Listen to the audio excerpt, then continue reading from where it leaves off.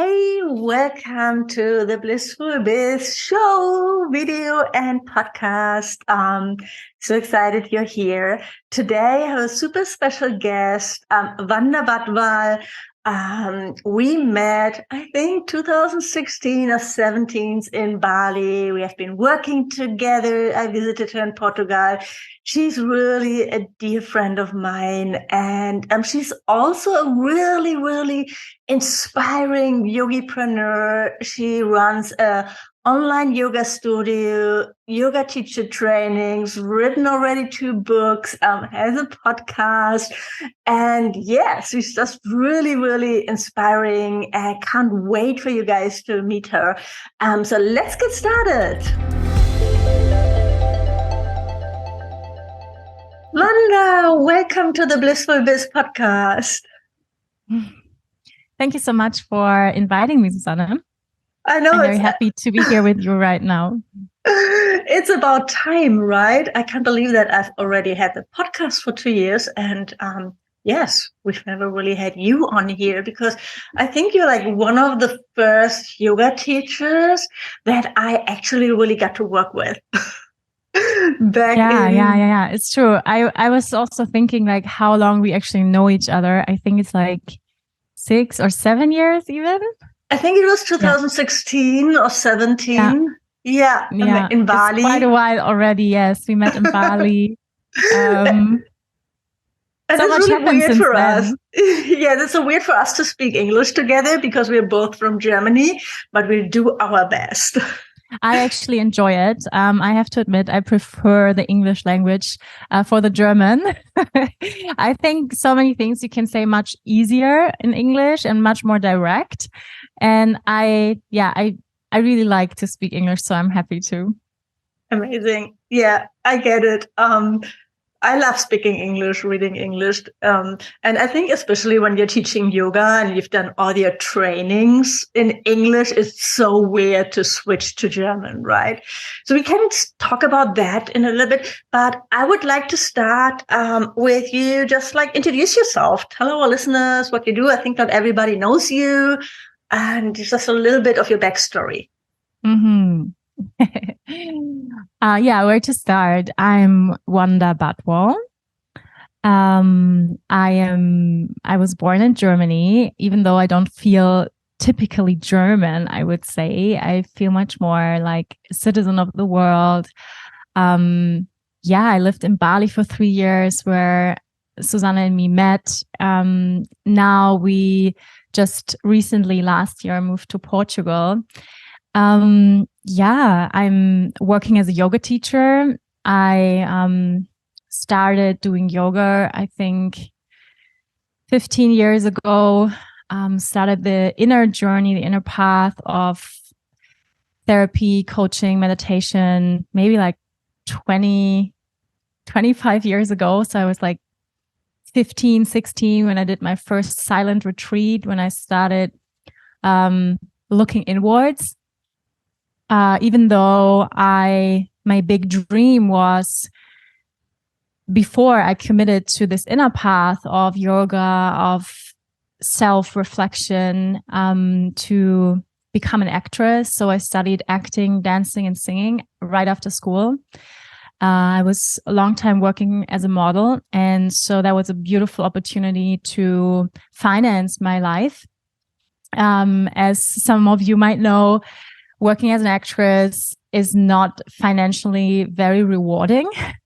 So the modeling was for sustaining my life in Berlin for quite a good while, and I was quite successful as a model. But in the age of 27, I was struggling with that very superficial world and this very externally focused world, and a lot of judgment and comparison. And so I had lots of self-worth issues, and I felt all the time, I'm not worthy, I'm not good enough. And that was, in that childhood wound. And the job of being a model and actress actually fed into that wound.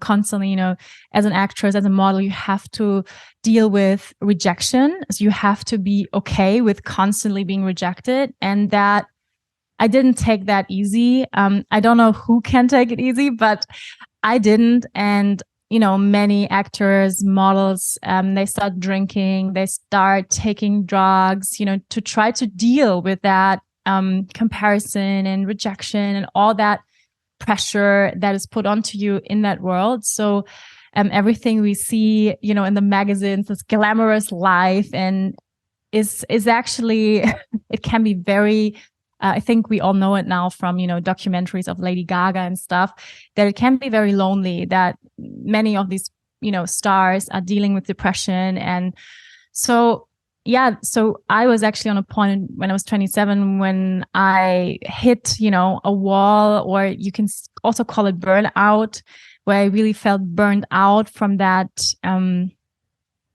life that I was living in Berlin, constantly running to castings. I was doing yoga for quite a while then. So that was my balance. That was where I was, getting some energy. And I was really at a point where I ask myself, like, why am I actually doing this? Like, because I actually loved being an actress. But there's a lot to that job that is, very, very frustrating, and a lot of waiting and a lot of, it can be very draining. So I was there, and then I did a Ayurvedic, so I took myself out of my life. I said, okay, I take a break. I did an Ayurvedic cleanse for 2 weeks. I went into an Ayurvedic clinic, and that was a starting point of letting go of an old self, letting go of my old dream, and really committing to my inner path, to my spiritual path. And I started right away becoming a yoga teacher, did my first yoga teacher training in Berlin back then, and right away started teaching and really felt in my purpose. And then I realized, well, maybe the yoga that is taught in the West is very physically based, and I like to dive more into the deeper philosophy of yoga and the energetic work and meditation and tantra. So and then I felt I want to go to the East, and Bali was calling, and went to Bali. Totally fell in love with Bali, which is not so hard to do, and decided to move there. So I moved there alone, which was quite a brave step. And and then I took 3 years diving deep into inner studies to continue my inner work, lots of healing, lots of transformation. Bali really kicks your ass, like energetically speaking, like it can really accelerate transformational processes. That's at least my experience. And it did. And I learned a lot. I studied a lot. And it was a very, very strong and beautiful time in my life. And I felt also I want to, everything that I learned, I want to bring it back to the West, to Germany, and to Europe. And that's what I did. And I came back 5 years ago. Now we're in Portugal. That's a little bit about my story. So as I said, I work as a yoga teacher. I have an online yoga studio that I built in COVID. I've written 2 best-selling books. I educate yoga teachers since 5 years. So I also give teacher trainings. I actually do a lot of different things. I love to express in different creative ways. I also have my own podcast. So that's a little bit about me. Thank you so much for sharing a little bit more about your story. There's so much that I can absolutely relate to, especially, of course, the Bali part, right? So I went also to Bali to do my yoga teacher training. I never really dove in so deeply into teaching yoga. Did you feel that right from the start? Do you think it's maybe like part of your personality that you go all in when you make a decision to do something? I think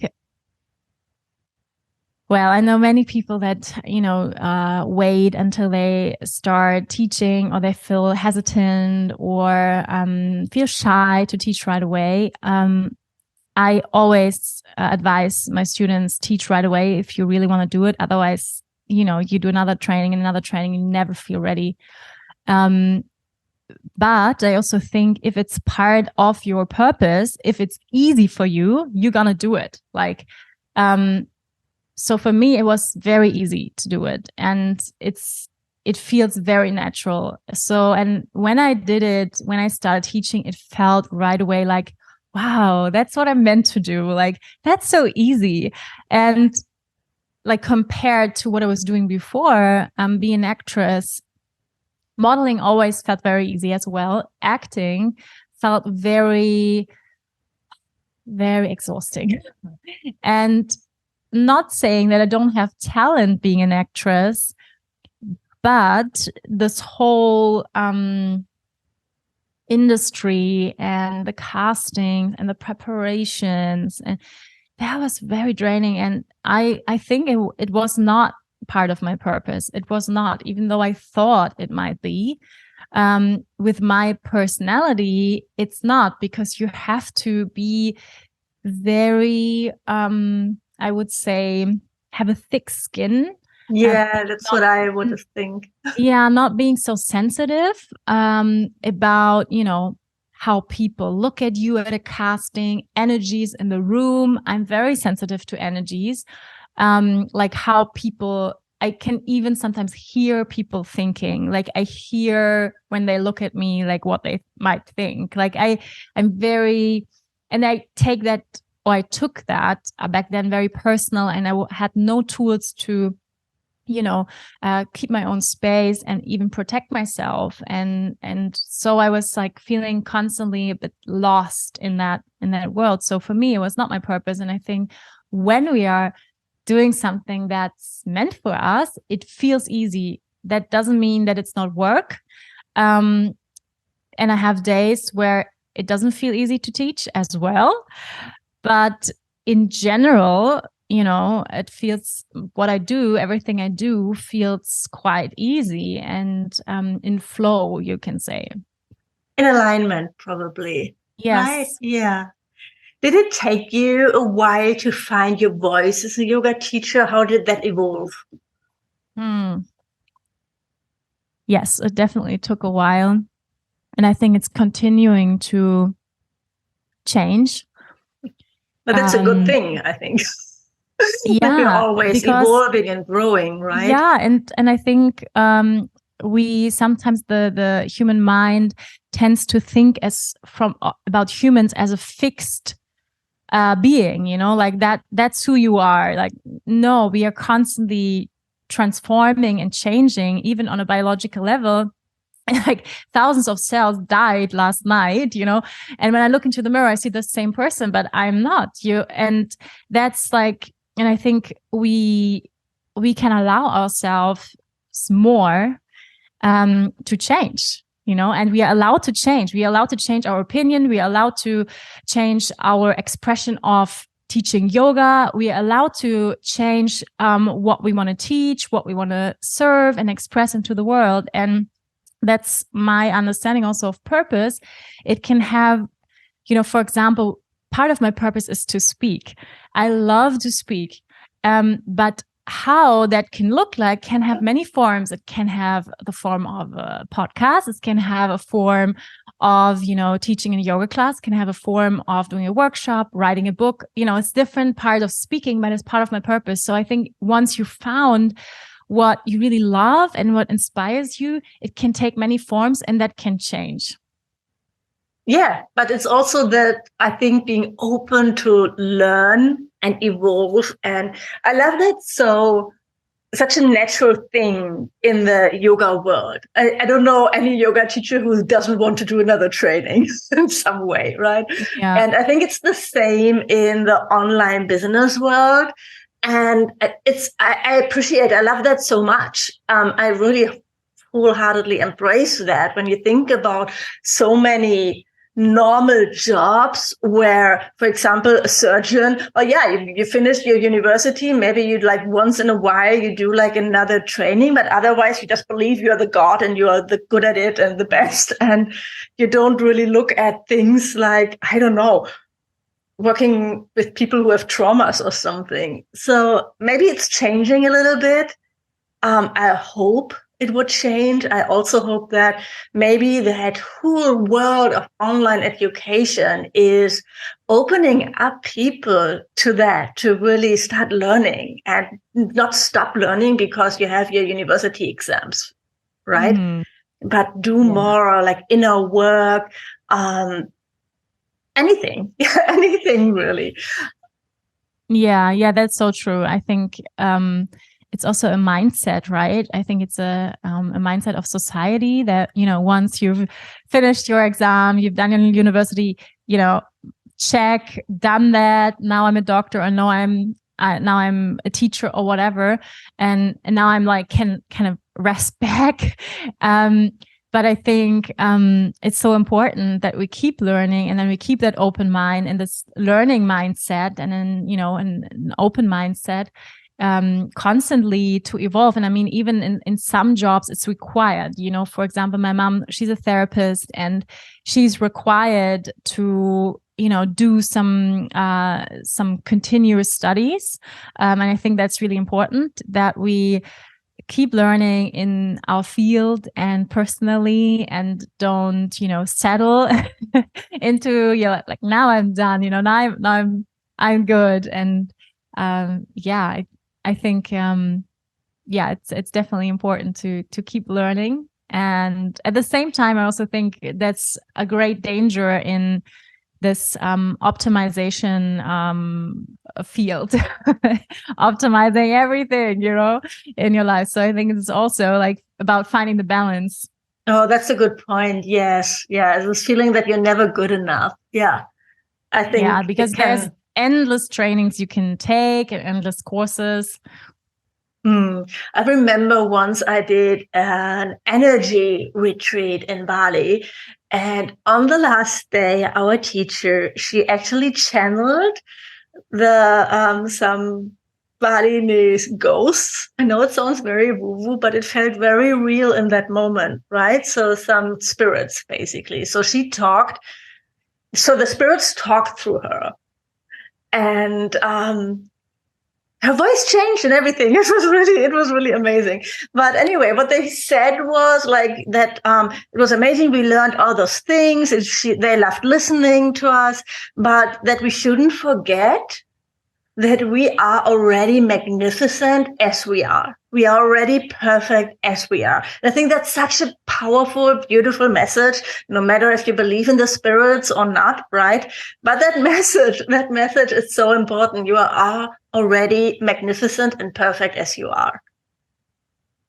Because that's how we are born, right? Yes, definitely. Definitely.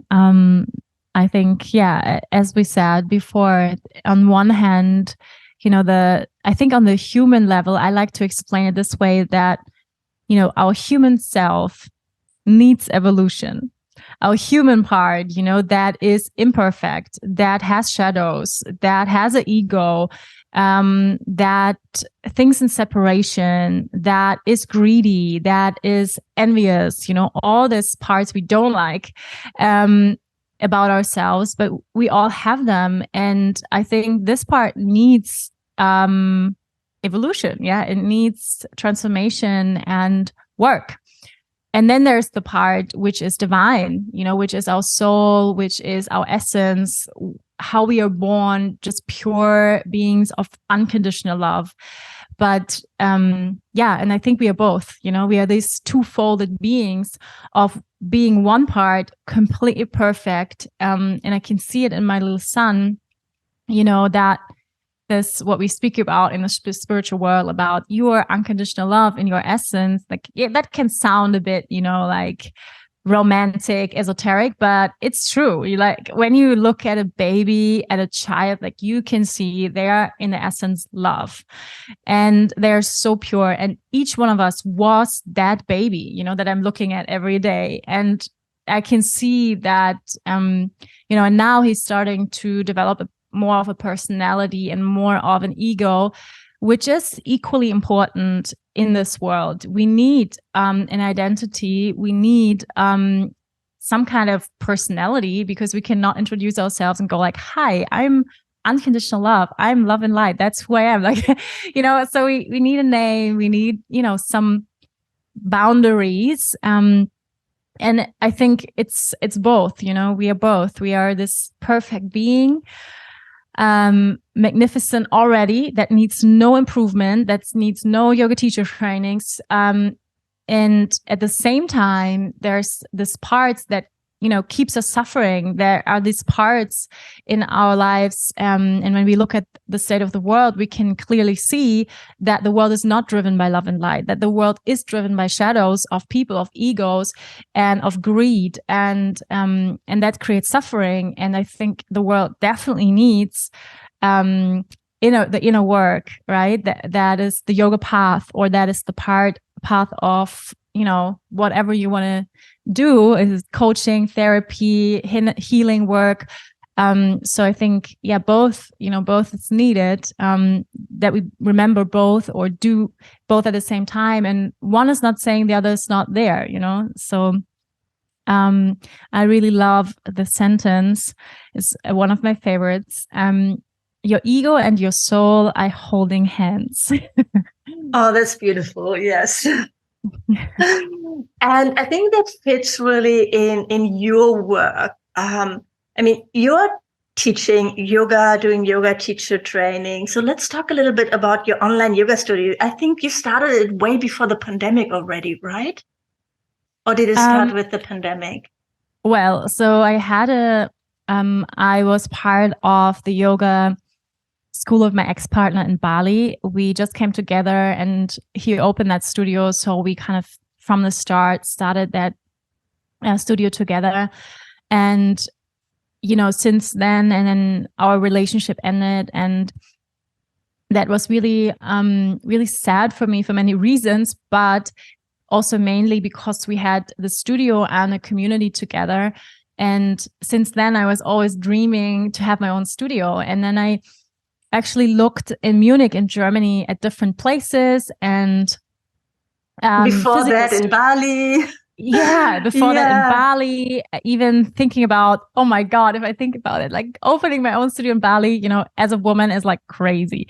Okay, but could have worked, who knows? But and then I looked in Munich, and looked at different places. Nothing felt right and crazy expensive, and then we had one studio just right before the pandemic. I think the pandemic started like March, April, 2020. And then I think we looked at a studio in January, and we wanted to have it. And it was 10,000 euros a rent a month. And we didn't get it. And like looking back, I'm still praying, like saying big thank you, we didn't get it. I mean, imagine like right before the pandemic, signing up for a contract of 10,000 euros a month. That's like insane. So luckily we didn't get that. And then the pandemic hit. And my partner, Marcel, before even the pandemic happened, he said like, hey, what is about an online studio? And I was like, not sure this is gonna work. People really like to go to a physical studio. It's all about the whole atmosphere in the studio, with the statue and the incense, and but then he said, it might work. So, but then COVID happened, and then I started giving some online classes, and they were really popular. Like I remember I gave my first live, before I did some YouTube videos and Facebook lives, but not regularly. And then I started doing that on Zoom. And then the whole Zoom thing started. And then I think on Easter Sunday, I had 1,000 people in my class. Oh and my God. Like, what the fuck? like what? And then I continued to give classes, and people were super, really longing for this, first time with the lockdown and everything. And then I realized, well, I cannot teach all this alone. I don't have the capacity, because I was at the same time I was writing a book, and it was like, so I was like, oh, I need support. Well, I educated some teachers already. So great, and I saw also on Instagram some teachers started also doing some yoga by themselves, but which is really hard to get an audience by yourself.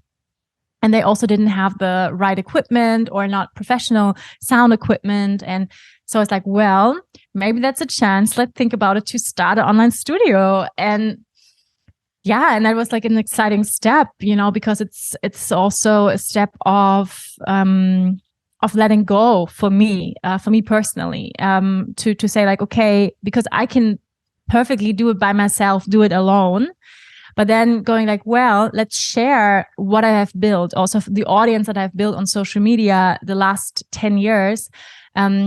So let's share this, and let's give other teachers also a platform. And, and that's also a way for me to step back a little bit and to give a platform for other teachers and to share the audience. And yeah, and then we did that, and we invested quite a lot of money in very professional equipment, and my partner supported me in getting into the technical part of it, and he really digged into like which camera, which headset, and lights. And so we equipped every teacher. We started with 4 teachers, including me, 2.5 years ago. And yeah, and then we grew, and now we are 6 teachers, and or seven, I think.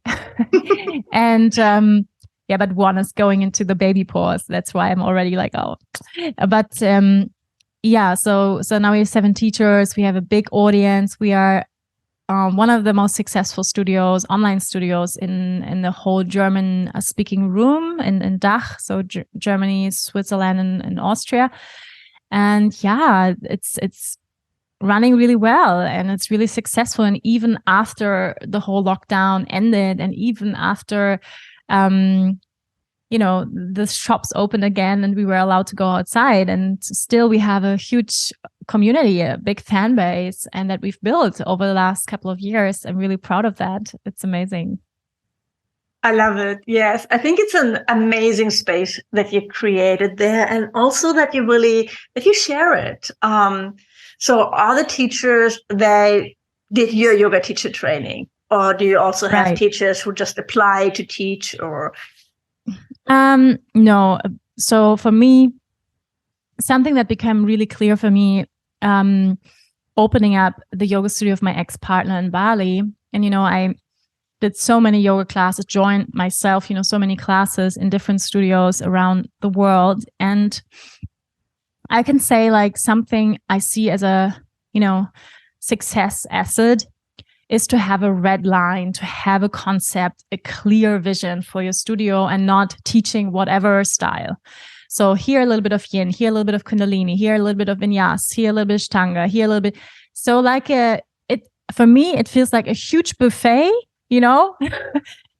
and people who don't know anything about the yoga style, just, bumping from one style to another, like feeling maybe a little bit lost, and they don't know what to expect, people who never did yoga before.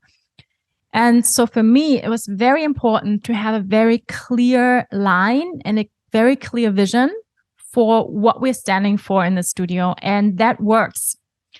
That's one of our success assets. And that was also for the studio in Bali, that a very clear line. So we're teaching traditional tantric hatha yoga. We're teaching in alignment with the Ayurvedic rules, with the Ayurvedic guidelines for a balanced life. That means, for example, in the mornings, we teach energetically awakening practices. And in the evening, calming and balancing practices, grounding practices. So in the morning, we call it sun yoga, and in the evening it's moon.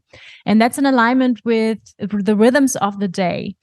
And it's also in alignment with our nervous system. So many people struggling going to sleep at night.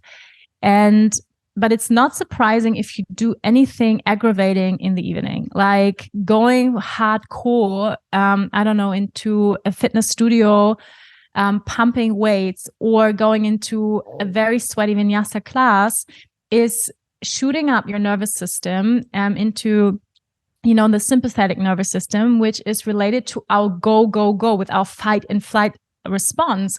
So means you come home and you're totally awake. That means you cannot sleep, and that makes no sense.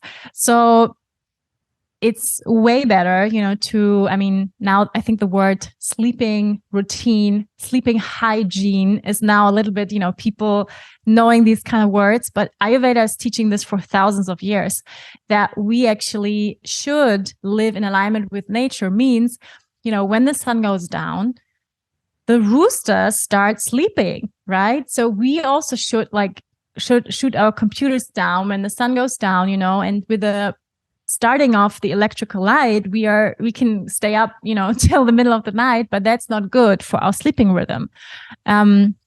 So we are definitely teaching in alignment with these principles. We're also teaching a holistic way of yoga. Means in every class you experience breathing, you experience meditation, which is the goal of yoga actually. So many classes I've attained really were missing on the breathing and the meditation part, which is essential for yoga and to experience a yogic state. So Shavasana, of course. And so it's not only about the physical, but also more about the energetical. And that needs a specific training. So yes, most of the teachers did the training with me, or at least they did a 50-hour training. So this system is not coming from me personally. I'm a student of Yoga Rupa Rodstriker, who is a master teacher and who's teaching this style since, 40 years, I think. He's now in his 60s. And so he's teaching this style. He has, other teachers who he trained, and so for me, it's important that we all speak the same language. But we also, integrating like yin yoga or meditation and pranayama. And there I'm also open to receive people who maybe did a yin training or a specific meditation training. And we also giving workshops. Mainly for me, it's really important that people have this holistic view on yoga and the understanding that yoga is not a sport. It's not a gymnastic. The asana is a very small part of yoga, and it's really about liberation yoga. It's about the liberation of suffering. It's letting go of everything that makes you suffer and remembering who you are, what you are in your essence. And that's the goal of yoga. And if there is no part in the yoga practice where there's a moment of silence, a moment of contemplation, breathing, then I think it's really missing out on the essential parts. Oh, yes. I love that you have such a clear niche and direction for your studio. And then you also enhance it. Like in your podcast, that's not really sharing yoga videos or how-to videos, and you don't really do that. Do you do a lot of like free yoga content still, or are you really focused now on podcast, your books, talking? I do once a month, 20-minute yoga shorty for YouTube, like a very, for people who like just have 20 minutes and just quickly, want to release for their shoulders or focusing on opening the hips. And I also like to, that's a little gift for me, that I give for people, and which is free. My podcast is totally free. So, and then, my vision for the next, or what I like to focus on for the next few years is definitely, the podcast is something I really love doing. I'm thinking in my mind about some, formats that can also move into it, or like that can transform into the podcast, maybe a live podcast, or bring a little bit more interaction into that. And I'm preparing my next book. That's really exciting. When is it coming out? Yeah, it's not even written. Okay. It's not even written. Well, let's see. I'm planning on maybe end of 2024. Yeah. It's a long process. Yeah. Yeah, that's a long process. I mean, in the meantime, there's coming out a yoga box. Now in March is coming out a box. Yeah, because I remember there was a book, but it's already basically in production and just like coming out. I mean, now, I've written this two books, and now we're launching a box which is related to the first book, which is cards. Basically cards where you can create your own yoga practice with these cards. And the special thing about my first book is that it's really speaking about the energetic effects of the asana, not only like, I don't know, it stretches your hamstrings, the forward fold. No, it's also, calming your nervous systems, aggravating your parasympathetic nervous system. It's opening your first chakra, speaking to your first and second chakra, and stuff like that, So it's more about the energetic effect of the asana than just only like what it does to your body. So what is it also doing to your mind and your energetic body? Yeah. So, and then we bring out this box, which I think is amazing. And I would have loved to have a box like this when I started my first yoga teacher training, like where are really the main asanas, not all, thousands of variations we have in, of asanas, but like the main asanas, and just like, okay, cool. I can put these in this order. I can create my own little sequence with some cards, which can be fun, or I can use the cards to prepare my own yoga practice or my class. And yeah, so it's a fun thing. I remember when we launched your first online course, I helped you with that. And looking back, it's so inspiring how you really embraced like all those new things, right? That are a little bit outside of your comfort zone, like for everybody. I think filming the video, setting it up, choosing a course platform, promoting it. It was like a completely different language that you have to learn, basically. Moving to another country, probably the same. How can you share something about that journey as an entrepreneur as well, as a business owner, how you evolved there? Yeah, I would love to. I'm actually also preparing my next online course to the chakra book. So related to the chakra book, there's something I'm actually starting next week, recording this next huge online course, and I'm like, oh, yeah. So I think, being an entrepreneur, I've been an entrepreneur, self-sustained since ever, since I'm left school. So, but it definitely took years to get into self-organization, self-planning, self-discipline. It's nothing that comes supernatural to me. Some people say like, and it's very funny when people say that to me, oh, Wanda, some of your strength is you're so structured and disciplined. And then I always have to smile because that's something I hardly trained. That's nothing that comes natural to me. Naturally, I'm more like this emotional butterfly that, goes from flower to flower and just like creatively flows around. Like that's more me, So I had to really, find my way, and I'm still adapting, what's really working, what's not working. Putting on priority lists and goals and, little goals along the way to the big goal and, stuff like that. And getting structured and prioritizing, that's still something like that I'm struggling with because I have so many ideas and I'm so creative. And I think many people have this, like from the Ayurvedic perspective, like I'm a Vata Pitta. So I have a lot of air, means a lot of, mental energy, creative energy. And I have also a lot of drive, but that means that I can also, throw my energy into too many directions and not stay focused on one thing. And then nothing gets done, right? So I really had to learn to discipline myself to stay with one thing and, pull it through and do it till the end, and not like get lost in here and there and writing here a little and there a little. And, so that's really something I had to train myself and had to stick with. And it's not always easy because, as I said, I'm naturally different. So, for example, writing a book is not as romantic as it sounds, at least not for me. I don't know how it is to write a novel. Like, I always imagine like writers, sitting on an open window next to the ocean, overlooking the ocean, like, having the cup of tea, like being super.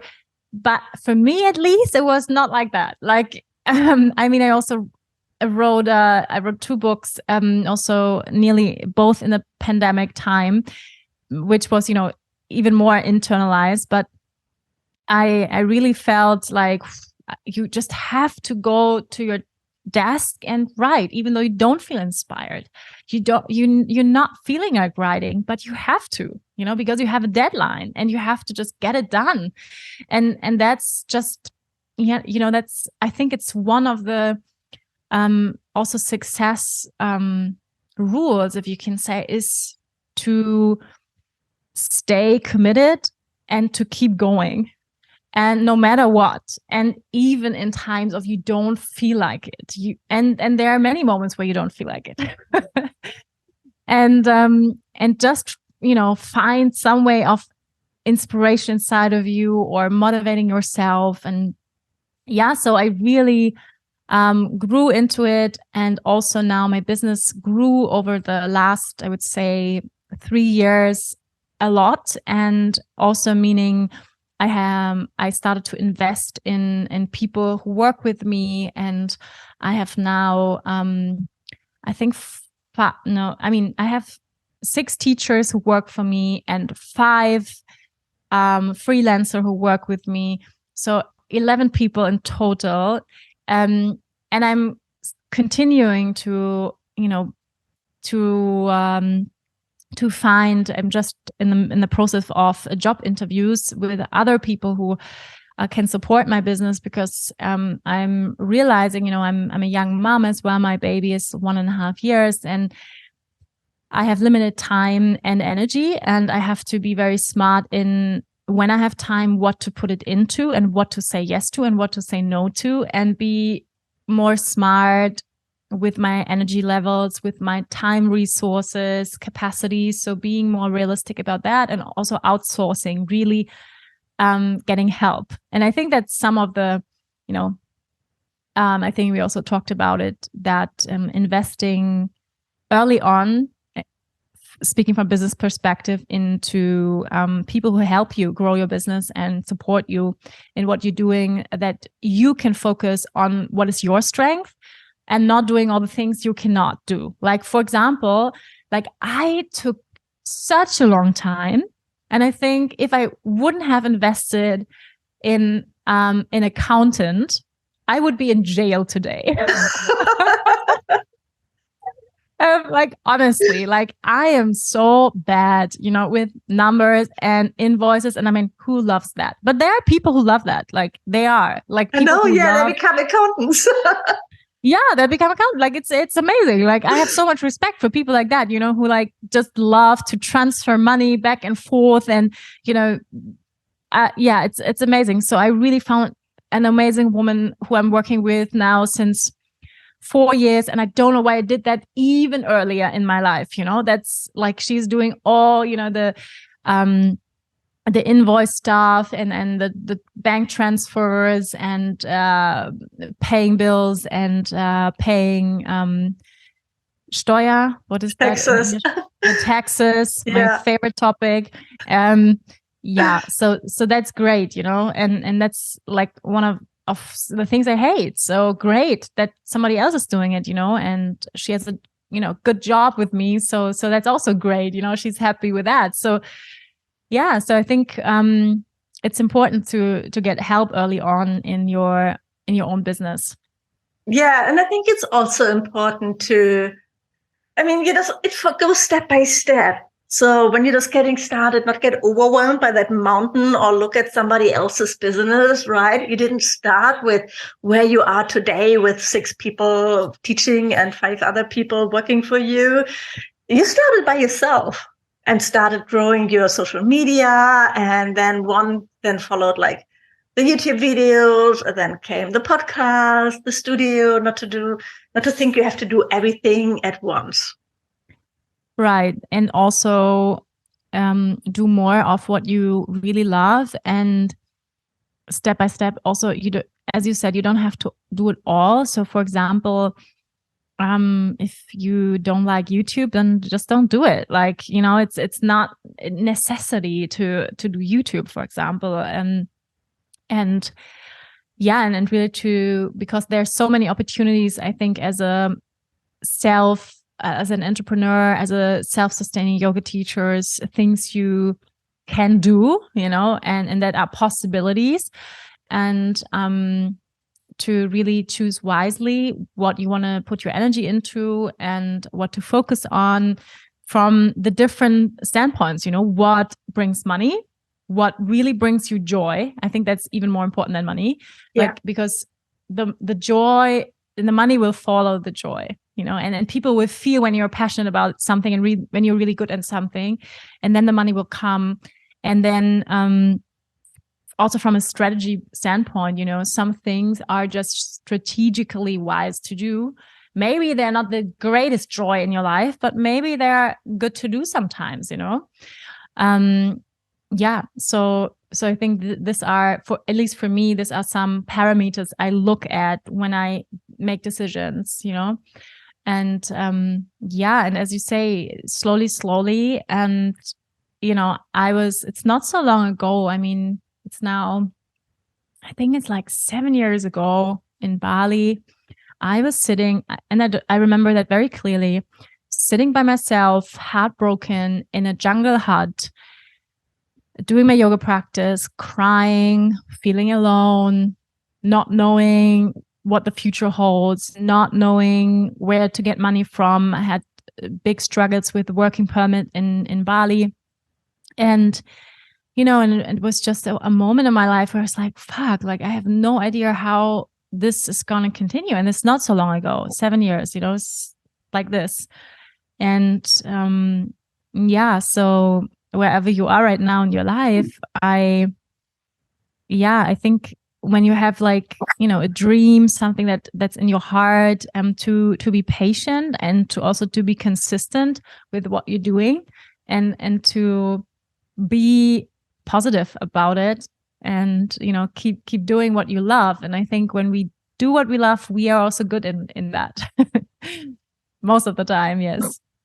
No, I totally agree. Thanks for sharing that. Yeah, I think when you don't have joy, the money will follow, and you're not going to be able to be consistent, right? But I also think sometimes you have to look at why you don't want to do something. And sometimes it's just because it's like outside of your comfort zone, or fear is holding you back. So I think that awareness needs to be there as well, because otherwise it's just easy to, oh, no, yeah, I'm not doing that. But maybe you would really grow. It's like, like it's this journey of self-discovery and evolution, I think, being an entrepreneur as well. Just to try things out for a few months before you say, no, thank you, that's not for me. For sure. I mean, I have had to do, or I'm still have to do many things I feel not super comfortable with, like or not familiar with yet. For example, what it means to have, they're not employed, but people I work with on a regular basis, freelancers, and how to give very clear briefings and how to handle people who work with you. And then I had a fixed employee also, and I had to learn in which way, how to be a boss, basically, like to other people. Like that's something very new to me. That's because I was my own boss for so long, and then suddenly people working for me, and I need to give feedback, how to give feedback in a gentle, constructive way, also to my teachers, I'm also, mentoring my teachers. I'm giving feedback regularly I look at their videos, I give feedback, and how to do that in a way that the other person can receive it. And, all of that I had to learn, and I'm getting better in it. And I'm much better in that's also relates to communication skills and how we say things and empathy. And so there's so much to learn when you work with people and in a business, and something I'm learning. And and what you said, for about the online course, for example, I think that's also something that felt very unfamiliar for me in the beginning. And and I think it's also something that to organize yourself in a way to, have help from people who can help you with things you don't feel so comfortable with, maybe.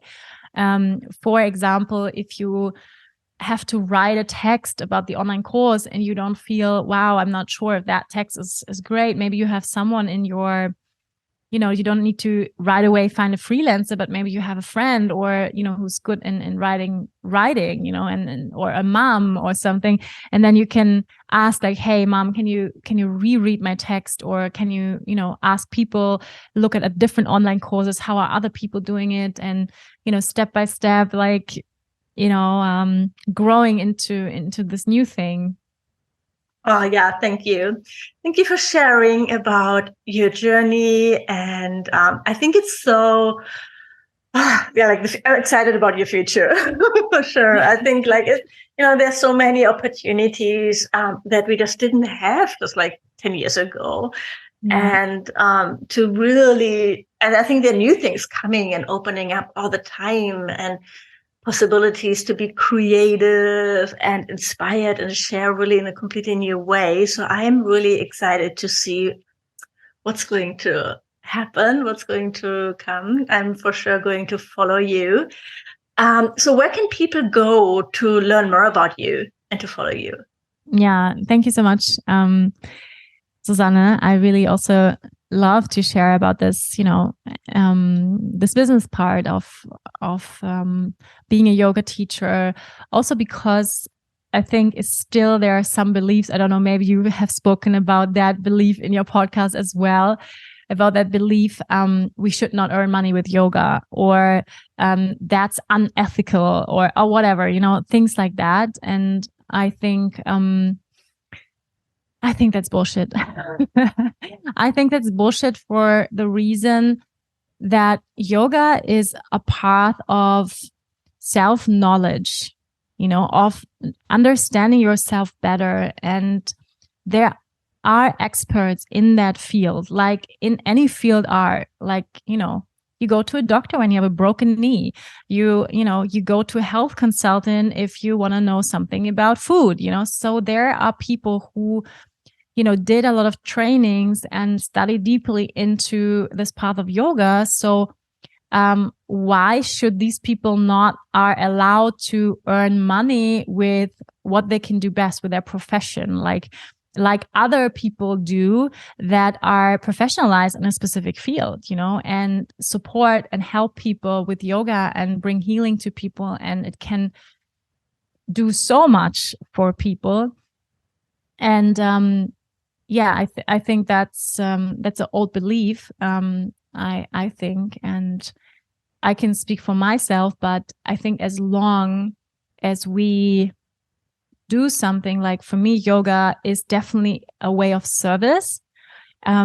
Yes, I need to sustain my living with that also, but I'm also doing service. For example, giving content completely free, like, sitting myself down, recording podcasts about yoga philosophy for 2 hours, spending money for a cutter who's cutting my podcast, that's all expenses I have, like doing free yoga classes. I'm also donating every month a lot of money to animals, to, nature. I'm supporting a Portuguese mom right now, right here in Portugal, with a monthly fee, so she can have a babysitter. So my mindset is really about service. And I think as long as we are not greedy, and as long as we keep the balance about also giving to others, I think there's nothing wrong with earning money with yoga or with coaching, or and I think it's about balance, right? I think but that's a whole different conversation we could go deeper into, but I just wanted to make that statement. And I enjoy to speak about it. And because I think it's very natural also to wanting to be successful and wanting to have abundance, and that's okay.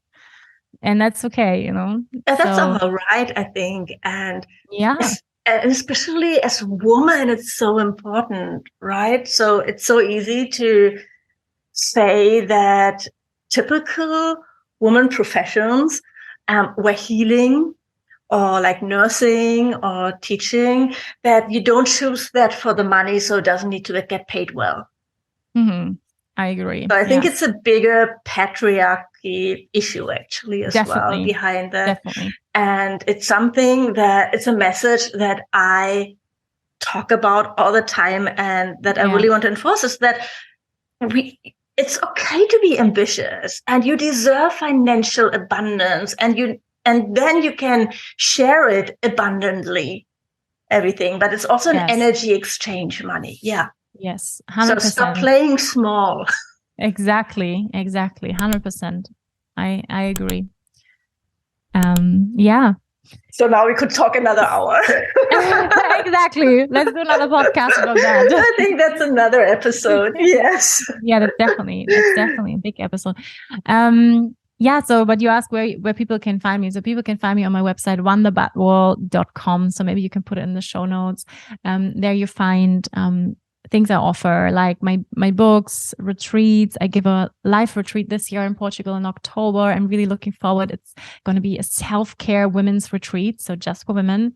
We're looking forward to that. I'm giving my yoga teacher training. There's a waiting list. It starts in April.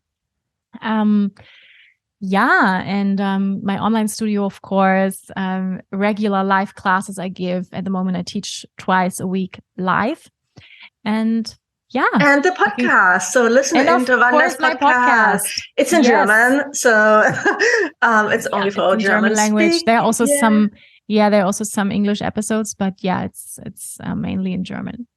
But I think you had one episode with Yoga Girl, right? For example. Yeah, just recently. As I said, I also invite international guests once in a while. And recently I had Rachel Brathen, Yoga Girl, on the show. That was amazing. Really beautiful conversation. So we're going to link to that from the show notes as well. Yes. Let's do that. Thank you so much for being here, Wanda. It was really so lovely to talk to you and catch up. And all the best to Portugal. Yeah, thank you so much for the invite, Susanna. It was really, really lovely to talk. And looking forward to see you soon again. And thank you all for listening and spending time with us today.